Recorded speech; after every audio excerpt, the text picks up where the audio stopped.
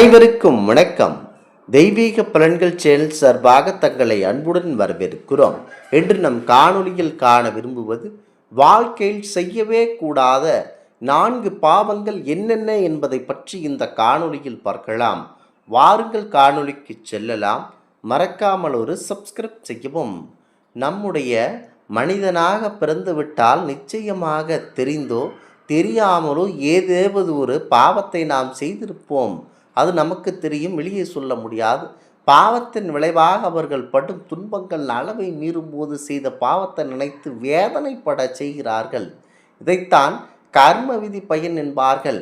கர்ம விதி பயன் கெட்டதை மட்டுமல்ல, நீங்கள் செய்த நல்ல எதையும் சேர்த்துத்தான் குறிக்கிறது. எதைத்தான் நாம் விதைக்கிறோமோ அதைத்தான் அறுக்க முடியும். நல்லது செய்தால் நல்ல விதி பயனை பெறுவீர்கள். நல்லது செய்தால் சரி, ஆனால் நாம் செய்த பாவங்கள் மிக பெரிய பாவங்களாக இந்த 3 விஷயங்களை சொல்லுகிறார்கள் ஆன்றோர்கள். இந்த பாவங்களுக்கு பரிகாரமே இல்லை என்றும் இதனால் வரும் துன்பத்தை இந்த பிறவிலேயே அனுபவித்தே ஆக வேண்டும் என்கின்றது விதி. அவை என்னென்ன என்பதை இந்த பதிவில் காண்டு கொள்ளுவோம். முக்கியமாக பெற்றோர்களை கைவிடுதல் முதலாவதாக இருக்கிறது. பெத்த மனம் பெத்து பிள்ளை மனம் கள்ளு என்று கூறுவார்கள் பெரியோர்கள். பெற்றோர்கள் என்பவர்கள் தெய்வத்திற்கு நிகராக பார்க்கப்பட வேண்டியவர்கள். பிள்ளைகளுடைய மனம் பெற்றோர்களை ஏற்காவிட்டாலும் பெற்றோர்களுடைய மனம் பிள்ளைகளை சுற்றித்தான் இருக்கும். இது இயற்கையாக நடக்கக்கூடிய ஒரு விஷயமாகும். இப்படி பெற்றோர்களை எந்த ஒரு மனிதன் மதிக்காமல் உதாசீனப்படுத்துகின்றனர்களோ அவன் விமோச்சனமில்லாத பாவத்தை சுமக்க வேண்டிய சூழ்நிலை வரும். பிள்ளைகளை பெற்றோர்களுக்கு செய்யும் பாவங்களுக்கு எந்த பரிகாரம் செய்தாலும் விமோச்சனம் என்பது கிடையாது என்று சாஸ்திரத்தில் சொல்லப்பட்டுள்ளது. உங்களை இந்த பூமிக்கு கொண்டு வந்தவர்களை உங்கள் பெற்றோர்கள்தான். அதனை மறந்து சுயநலமாக செயல்பட்டார் அதற்கான தண்டனையும் காத்து கொண்டிருக்கிறது என்பதை உணர வேண்டும். பெற்றோர்கள் மீதான வெறுப்புக்கு 1000 காரணங்கள் கூறினாலும் அதை இறைவன் எப்போதுமே ஏற்பதில்லை. முக்கியமாக அதனைத்தான் தவறான செயலாக இந்த அகில உலகம் போற்றுகிறது. முதல் பாவமாக பெற்றோர்களை கைவிடுதல் என்பது இருக்கிறது. இதனை செய்தீர்கள் என்றால் உங்களுடைய வம்சம் அதனுடன் அழிந்து போகக்கூடிய வாய்ப்பும் இருக்கிறது. அடுத்ததாக உயிரை வதைத்தல். எந்த ஒரு உயிரையும் கொல்லக்கூடாது என்பதுதான் நம்முடைய இறைவனுடைய கட்டளை. இறைவனால் படைக்கப்பட்ட எந்த ஒரு உயிரையும் மனிதன் கொல்லக்கூடாது என்பது மனிதனுக்கு வகுக்கப்பட்ட விதி. இந்த விதியை மீறி ஒரு மனிதன் இன்னொருவரை கொல்லும் பொழுது அவனுக்கு பிரம்மஹத்தி தோஷம் ஏற்படுகிறது. பிரம்மஹத்தி தோஷம் நன்றி மறப்பவர்களுக்கும், பசுவை கொள்பவர்களுக்கும், குருதுரோகம் செய்பவர்களுக்கும், அதர்ம வழியில் நடப்பவர்களுக்கும், சொத்தை அபகரித்து பெற்ற தாயை அவமானப்படுத்துபவனும், உணவில்லாமல் பட்டினி கிடைக்க செய்து போன்ற செயல்களை செய்பவர்களுக்கு இந்த பிரம்மஹத்தி தோஷம் உண்டாக்குகிறது. இதில் பிற உயிர்களை கொள்ளும் பாவம் புரிபவர்களுக்கு எந்த பரிகாரம் செய்தாலும் அவர்களுக்கு விமோச்சனம் என்பதே கிடையாது. அந்த பிறவியில் அல்லது அதற்கு அடுத்த பிறவிகளில் அவருடைய வாழ்வு சாவதை மேல் என்கின்ற உணர்வை அவர்களுக்கு ஏற்படுத்துவதாக நிச்சயம் அமையும். அந்த அளவிற்கு வழி நிறைந்த வாழ்க்கையை தரக்கூடிய இந்த தோஷமானது அதிகமாக துன்பட வைக்கும். அடுத்ததாக வார்த்தைகளால் ஒருவரை காயப்படுத்தது, ஒருவர் மனம் புண்படும்படியாக பேசுவது என்பதும் பாவம்தான். அவசரப்பட்டு வார்த்தைகளை விடாதீர்கள்.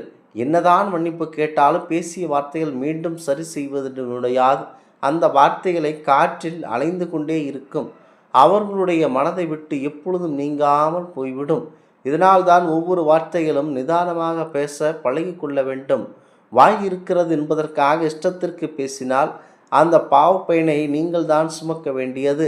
அதாவது முக்கியமாக வரும் முக்கியத்துவம் வாய்ந்த மாதா, பிதா, குரு, தெய்வம் இந்த 4 பேரை வார்த்தைகளால் கடுமையாக நீங்கள் தாக்கினால் அதனால் வரும் துன்பங்களிலிருந்து மீள எந்த பரிகாரம் செய்தாலும் உங்களுக்குள் விமோச்சனம் கிடைக்காது என்பது விதி.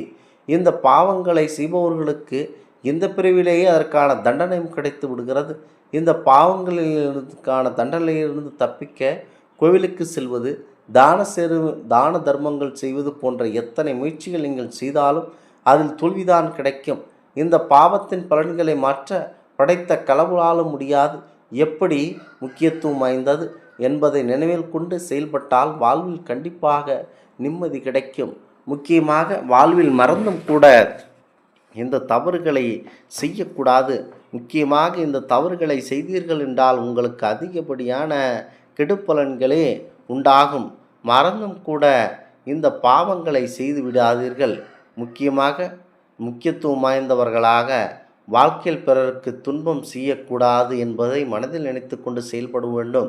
தேவையில்லாமல் ஒம்பாக வழக்கிட்டு மனத்தை கெடுப்பது, தானம் கொடுப்போரை தடுத்து நிறுத்துவது, நல்ல ஒற்றுமையான நண்பர்கள் இடையில் களங்கம் உண்டாகச் செய்வது, நம்பிய நட்பு துரோகம் செய்வது, குடிமக்களின் வரியை உயர்த்தி கொள்ளடிப்பது, ஏழைகள் மனதை வருந்தச் செய்வது, தர்மம் பாராது தண்டிப்பது, ஒருதலை சார்பாக வழக்குரைப்பது, உயிர்கொலை செய்பவருக்கு உபகாரம் செய்வது, களவு செய்பவர்களுக்கு உளவுகள் சொல்வது, பொருளை இச்சித்து பொய் சொல்வது, ஆசை காட்டி மோசம் செய்வது, பொது வழியை மூடி அடைப்பது, வேலை வாங்கி கொண்டு கூலி குறைப்பது, பசித்தோருக்கு உணவளிக்காமல் இருப்பது, இறப்போருக்கு பிச்சை இல்லை என்பது, கோல் சொல்லி குடும்பத்தை குலைப்பது, நாற்றில் கை நடுவது, கலங்கி ஒளிந்தவரை காட்டி கொடுப்பது, கற்பிழந்தவளோடு கலந்துரைவது, காவல் கொண்ட கன்னியை கற்பழிப்பது, கணவன் வழி நிற்பது, கணவன் நிற்பவளை கற்பழிப்பது, முக்கியமாக கருவை களைப்பது, குருவை வணங்க கூசி நிற்பது, குருவின் காணிக்கை கொடுக்க மறுப்பது, கற்றவர் தம்மிடம் கடுப்போடு நடப்பது, பட்சியை கூண்டில் பதைக்க அடைப்பது, கன்றுக்கு பாலூட்டாமல் கட்டி அடைப்பது, ஊன் சுவை உண்டு உடல் வளர்ப்பது, கள்ளும் நெல்லும் கலந்து விற்பது, அன்புடையருக்கு துன்பம் செய்வது, குடிக்கின்ற நீருள்ள குளத்தை தூர்ப்பது, இது எல்லாமே தவறான செயலாகும். மாபெரும் பாவங்களாக இன்னும் எத்தனையோ சொல்லிக்கொண்டு போகலாம். முக்கியமாக நாங்கள் கூறிய அந்த 4 பாவங்களை எந்த மனிதனும் செய்யவே கூடாது. இதற்கு விமோச்சனம் என்பது கிடையாது. இந்த ஆன்மீக தகவல் உங்களுக்கு பிடித்து இருந்தால் தெய்வீக பலன்கள் சேனலை கண்டிப்பாக சப்ஸ்கிரைப் செய்து கொள்ளவும். மீண்டும் ஒரு நல்லதொரு காணொளியில் உங்களை சந்திக்கிறோம். நன்றி, வணக்கம்.